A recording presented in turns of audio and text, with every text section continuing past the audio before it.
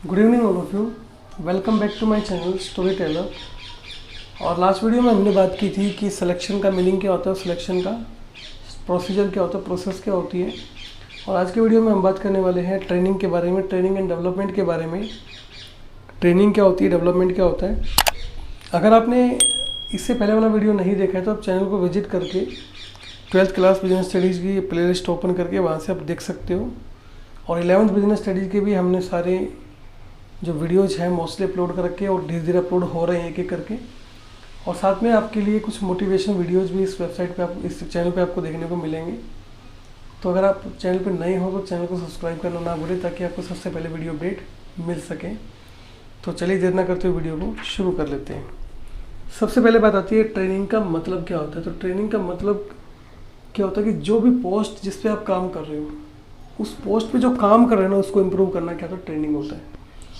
Training refers to process design to maintain and improve the current job performance. कि current job performance को improve करना ही क्या होता है, ट्रेनिंग होता है। कि एक ऐसी प्रोसेस बनाई जाए, ऐसी प्रोसेस डिजाइन की जाए जिससे कि आपकी जो करंट जॉब है उसकी परफॉर्मेंस इंक्रीज हो जाए, उसको बोलते हैं ट्रेनिंग। अब ट्रेनिंग की कौन कौन सी विशेषताएं होती है वो देखते हैं। पहली विशेषता इसके अंदर आती है कि ट्रेनिंग पे किया जाने वाला खर्च, जिसको मोस्टली लोग खर्च मानते हैं, वो खर्च नहीं किया, वो निवेश है। निवेश क्यों होता है, क्योंकि ट्रेनिंग पे अगर आप पैसा लगाओगे तो जो आपके एम्प्लॉयज़ हैं वो वेस्टेज नहीं करेंगे, काम को अच्छे सीखेंगे। काम को अच्छे सीखेंगे तो क्या होगा, वो बिल्कुल बढ़िया तरीके से उस काम को कर पाएंगे। दूसरा आता है रिलेटेड टू स्पेशल जॉब। देखिए ट्रेनिंग हमेशा जो है एक स्पेशल जॉब से रिलेट होती है। आपको बिना स्पेशल जॉब के कोई भी ट्रेनिंग नहीं दी जाएगी। जिस जॉब पे काम कर रहे हो उसी के रिगार्डिंग आपको ट्रेनिंग दी जाएगी। थर्ड आता है beneficial for the both organisation and employees. जो ट्रेनिंग है वो ऑर्गेनाइजेशन के लिए भी इम्पोर्टेंट होती है और एम्प्लॉयज़ के लिए भी होती है। ऑर्गेनाइजेशन के लिए क्यों इम्पोर्टेंट होती है, ताकि जो एम्प्लॉय वो अच्छे से काम करे, वेस्टेज ना करे, टाइम पे काम पूरा करे। और एम्प्लॉय के लिए फ़ायदा क्या होता है कि उनको एक तरह से उनकी एफिशिएंसी इंक्रीज होती है, उनकी मार्केट वैल्यू बढ़ती है। ठीक है। नेक्स्ट आता है कॉन्टीन्यूस प्रोसेस। तो ट्रेनिंग एक कॉन्टीन्यूस प्रोसेस क्यों होती है, क्योंकि देखिए ट्रेनिंग ये नहीं है कि एक बार दे दी ट्रेनिंग एम्प्लॉय को और फ्री कर दिया उनको।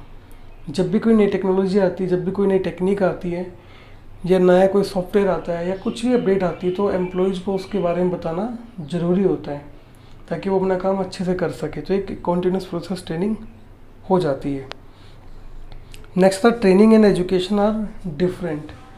देखिए एजुकेशन और ट्रेनिंग दोनों अलग चीज़ें हैं। फॉर एग्जांपल आपने अगर बीटेक का कोर्स किया है तो कोर्स में आपने जो पढ़ा है वो आपकी एजुकेशन है।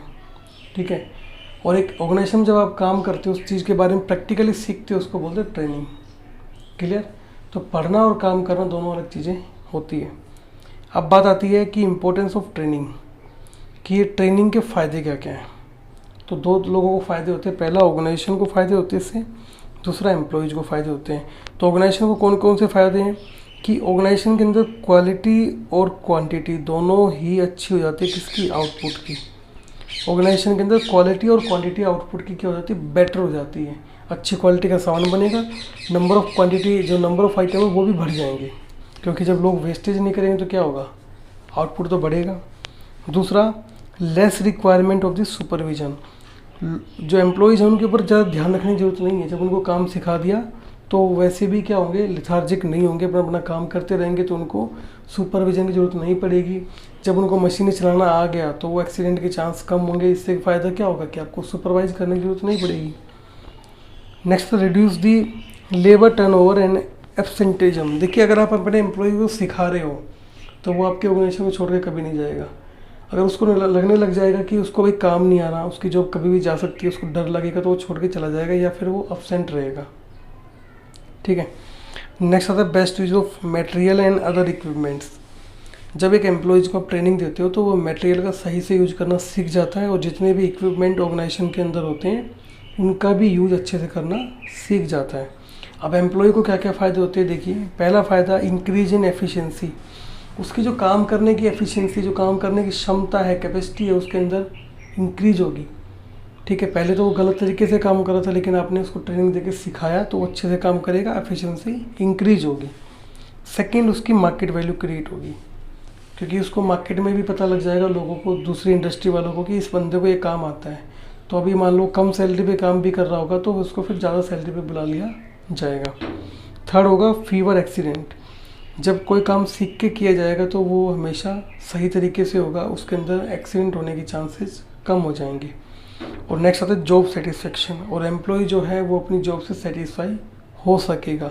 अगर उसको काम नहीं आएगा, उसको सिखाया नहीं जाएगा, तो उसको हमेशा डर लगा रहेगा कि तुझे कभी भी जॉब से यहाँ से टर्मिनेट किया जा सकता है। लेकिन जब उसको काम आता है, उसको सिखाया जा रहा है, तो वो हमेशा जॉब के लिए सेटिस्फाई रहने वाला है।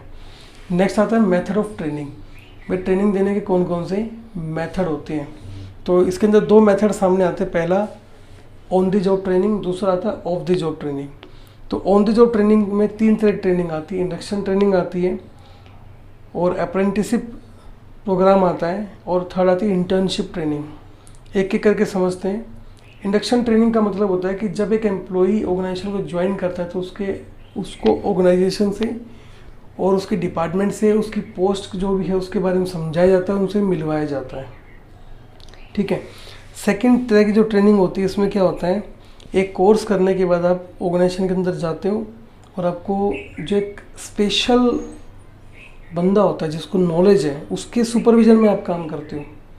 ठीक है, एक एक्सपर्ट के सुपरविजन में आप काम करते हो, वो आपको सिखाता है कि काम एक्चुअल में कैसा करना है।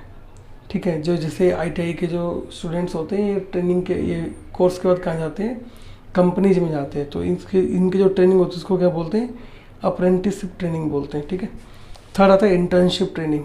कई बार क्या होता है, जो ऑर्गेनाइजेशन होते हैं, इंस्टीट्यूशन जो होते हैं, वो इन कंपनी के साथ टाई अप कर लेते हैं कि हम अपने जो स्टूडेंट्स हैं आपको ट्रेनिंग के लिए उनको आपके ऑर्गेनाइजेशन में सेंड करेंगे। तो इसमें ये होता है। अब आता है of the job training. Of the job training को हम वेस्टिब्यूल ट्रेनिंग भी बोलते हैं। देखिए बेसिक डिफरेंस जो ऑन द जॉब ना ऑफ द जॉब का क्या है। ऑन द जॉब का मतलब होता है कि आप काम करते करते ट्रेनिंग लें। ठीक है, आप जहाँ काम कर रहे हैं वहीं आपको सिखाया जा रहा है। ऑफ द जॉब का मतलब होता है कि आप अभी काम नहीं कर रहे हो, एक स्पेशल ट्रेनिंग सेंटर बनाया गया आपसे काम करने के लिए, सेम वैसा ही जैसा आप एक्चुअल में करते। तो ये जो ऑर्गेनाइजेशन है उससे दूर हो सकता है। एक तरह से ये डमी होता है कि भाई आपको जैसे बैंक में जाना, तो बैंक का जो ट्रेनिंग सेंटर वो अलग होगा। मान लो बैंक अपने एम्प्लॉयज़ को वहाँ ट्रेनिंग देगा, वहाँ से उनसे सारे काम करवाएगा और फिर बाद में उनको जॉब के ऊपर डाला जाता है। ठीक है। In that vestibule training special centre setup outside the organisation. After giving them training to the employees are put in the job. Last में उनको जॉब पे डाल दिया जाता है। तो ये तो था ट्रेनिंग के मेथड दोनों। ठीक है, अब बात करते हैं एम्प्लॉय के डेवलपमेंट के बारे में। तो देखिए एम्प्लॉयमेंट के जब डेवलपमेंट की बात आती है तो एक बात ध्यान रखना, ट्रेनिंग में हमने पढ़ा था कि जो करंट जॉब परफॉर्मेंस उसको इम्प्रूव करना ट्रेनिंग होता है, लेकिन फ्यूचर एक्टिविटीज़ के लिए एम्प्लॉयज़ को तैयार करना क्या होता है, एम्प्लॉय डेवलपमेंट होता है। It refers to a process design to develop the necessary skills for the future activities. उनके अंदर नेसेसरी स्किल्स डालना जिससे कि वो फ्यूचर एक्टिविटीज़ के लिए तैयार हो जाए, उसको बोलते हैं एम्प्लॉय का डेवलपमेंट। अब इसको दूसरा नाम क्या है उसको बोलते हैं future oriented process. Employee development is also called as future oriented process. अब बात करते हैं need of the employee development, कि एम्प्लॉय डेवलपमेंट की ज़रूरत क्यों है। पहला, to make the managers able to handle the more responsibility, जिससे कि हम अपने मैनेजर्स को और रिस्पॉन्सिबिलिटीज हैंडल करने के लिए कैपेबल बना दें। दूसरा इसके अंदर क्या आता है, दूसरा आता है to prepare ways of promotion for the managers, कि उनको बता दे कि अगर आप इतने लेवल का काम करोगे तो आपको प्रमोशन मिल जाएगा, तरीके निकालना प्रमोशन करने के। थर्ड आता है to improve the work performance of the organisation की वर्क परफॉर्मेंस को इम्प्रूव करने के लिए भी एम्प्लॉय का डेवलपमेंट किया जाता है। और इससे क्या होती है कि जो मार्केट वैल्यू है मैनेजर्स की, मार्केट में उनकी वैल्यू इंक्रीज होती है। लोग उनको, जो अदर ऑर्गेनाइजेशन जो उनको एक तरह से उनकी डिमांड क्रिएट करता है, वो एक हायर पैकेज पे वहाँ पे जा सकते हैं। और लास्ट आता है to create the ability in the managers for taking effective decisions, ताकि वो अच्छे डिसीजंस ले सके। फ्यूचर एक्टिविटीज़ के लिए उनको तैयार किया जाता है कल को मान लो कोई एम्प्लॉई अवेलेबल ना हो जिनको डिसीजन लेना है, तो जो एम्प्लॉइज़ अवेलेबल है वो अपनी नॉलेज के अकॉर्डिंग डिसीजन को ले सकें। तो आज के वीडियो में चैप्टर नंबर जो 6 है वो ख़त्म होता है। Training and development is the last part of chapter number 6 staffing. अगले वीडियोज़ में हम बात करेंगे चैप्टर नंबर 7 की। आज हमने चैप्टर नंबर 6 तक अपने चैनल के ऊपर अपलोड कर दिया। अगर आपने वीडियोज़ नहीं देखे तो आप एक एक करके वीडियोज़ को देख सकते हैं। ध्यान रहे वीडियो को पूरा देखोगे तभी समझ में आए आपको आने वाला। स्किप करोगे या उसको फास्ट फॉरवर्ड करोगे तो आपको समझ में आने वाला नहीं है। तो आज के वीडियो में इतना ही, मिलते हैं अगले वीडियो में। Thank you so much for watching this video. Have a nice day.